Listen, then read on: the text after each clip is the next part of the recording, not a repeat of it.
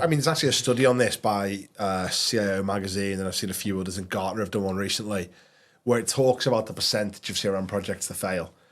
And depending on the source, anywhere from 30 to 60% of CRM projects fail.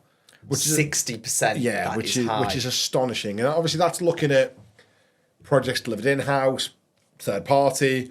It's looking at Dynamics, Salesforce. It's looking at HubSpot. It's looking at every single platform out there. And it's looking at everything from a one-person business to the biggest business in the world across the entire globe. But why do CRM projects fail? I think not going into the project with a realistic expectation of what you're building, the resource required to build it on both sides of the table, and often going into the project wanting too much. What is the minimum we can go live with that delivers significant / sufficient value? Yeah. And then iterate thereafter. And as an example, let's say I see companies that want to go live with a project that is, 100 user stories, let's say. But their current CRM only fulfills 15 of those. So the gap is 85.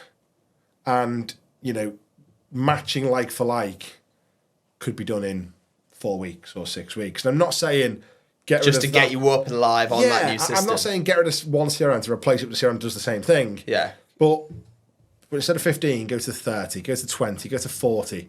Don't go to 100. And get to that incrementally.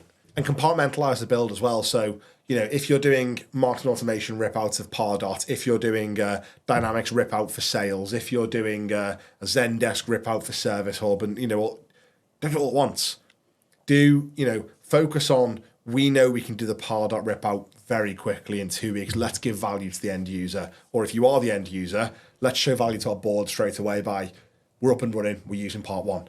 So I think there's a try and bite too much off up front and a big reveal at the end.